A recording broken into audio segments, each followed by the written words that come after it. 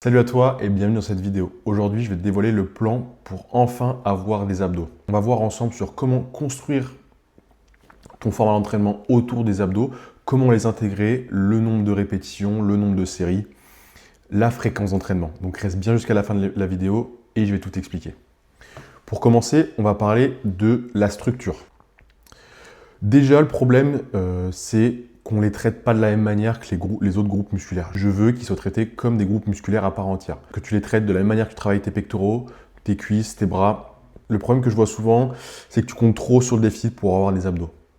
Tu ne vas pas les travailler le reste de l'année, et tu comptes juste sur en fait, le fait d'être en déficit pour que tes abdos se dévoilent. Ça peut marcher, hein, bien sûr, mais si tu ne les stimules pas et que tu ne leur accordes pas aussi l'importance qu'ils devraient avoir, forcément le résultat sera quand même beaucoup moins important.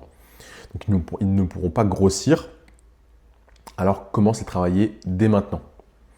La solution, ce que je peux déjà conseiller, c'est pas de les entraîner tous les jours non plus, c'est d'aller chercher 2 à 3 fois par semaine. Place-les soit en début, soit en fin de séance.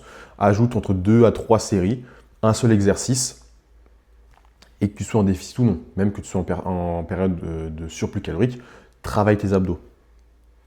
On veut avoir du volume et de la fréquence. C'est vraiment ça qu'on va aller rechercher. En deuxième point, quels sont les exercices à prioriser ou quels sont les exercices à faire? Le problème, c'est que tu n'as pas assez de diversité d'exercices et que tu répètes systématiquement les mêmes mouvements. Ce que je peux te conseiller, c'est d'ajouter un exercice de flexion de hanche, comme crunch à la poulie, des sit-ups, des crunchs au sol. Deuxième, un mouvement de relevé de bassin, donc des relevés de bassin suspendus complètement à une barre de traction, des relevés de bassin sur un banc incliné. C'est une manière de les faire un peu plus simple, d'avoir un peu plus de stabilité. Relevé de bassin au sol, ça peut être aussi quelque chose d'intéressant. Donc, chercher à varier en fait déjà ces angles de travail et finir par un exercice de gainage. Que ce soit du gainage planche, du gainage holo.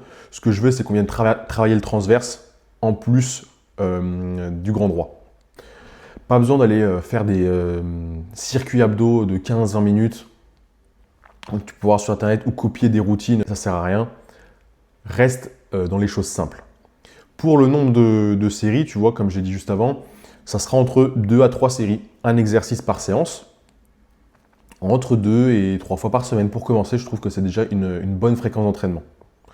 Pour les répétitions, varie aussi un petit peu. Cherche à faire des répétitions plutôt courtes, entre 10 et 12, et des répétitions plutôt longues, 12, 15, voire même 20 répétitions.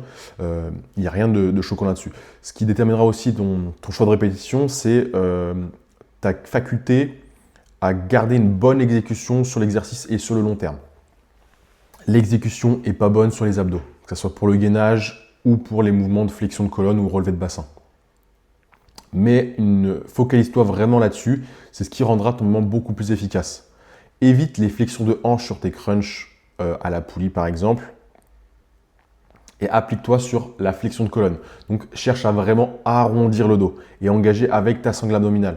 Pareil sur des sit-ups ou crunch au sol, tu peux être amené à sentir un petit peu tes cervicales.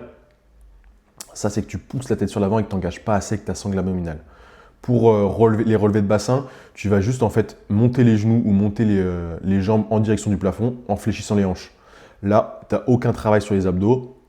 Cherche encore une fois à arrondir le bas du dos et à remonter avec cet arrondi. Pour les exercices de gainage, je vais prendre le gainage planche en exemple. Mets-toi en position, vide l'air que tu as et ajoute une légère flexion de colonne. Ce qui fera activer tes abdos, activer ta sangle abdominale, ce qui te rendra le mouvement du coup beaucoup plus efficace et ça évitera que tu tiennes 1 ou 2 minutes. Si tu tiens 1 ou 2 minutes, c'est que ton mouvement n'est pas optimal. On peut entendre souvent, c'est que pour voir les abdos, la diète c'est 80% du résultat. Je n'ai plus exactement le chiffre en tête, mais on va dire que c'est à peu près ça. C'est vrai en partie.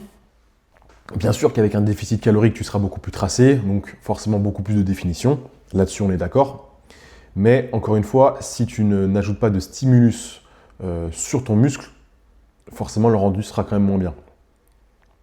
Je dis ça parce que ça a été mon cas également. Lors de ma première année de compétition, je ne travaillais pas les abdos de manière fréquemment. Je les ai travaillés que lors du début de ma préparation. Ce qui a eu pour rendu final de ne pas avoir une sangle abdominale très détaillée et même de ne pas savoir les contracter. Donc c'est pour ça que je conseille toujours encore une fois de les travailler toute l'année. Donc pour ce qui est vraiment après de la diète, applique ton déficit. La perte de gras se chargera de dévoiler du coup tes abdos. Consomme des aliments que tu digères bien, qui n'ont pas tendance à te faire gonfler le ventre. Forcément, quand tu vas être un petit peu plus sec ou même en déficit, tu vas avoir envie d'avoir une sangle abdominale détaillée. Donc évite des aliments que tu ne digères pas bien. Et aussi pense à gérer ta balance hydratation-sel pour éviter aussi de faire de la rétention d'eau et avoir cette sangle abdominale voilée. Le reste, la diète dévoilera le travail fait en amont du coup que tu as préparé 6 mois, 1 an à l'avance du coup. En conclusion, ce que je veux que tu retiennes en fait de cette vidéo, c'est que je veux que tu travailles tes abdos toute l'année. Il n'y a pas des périodes où tu vas les travailler ou non. Le déficit dévoilera juste le fruit de ton travail. Il ne va pas te donner des abdos. Et ne fais pas dans la quantité mais dans la qualité. Choisis 3 mouvements. Flexion de colonne, relevé de bassin, un mouvement de gainage.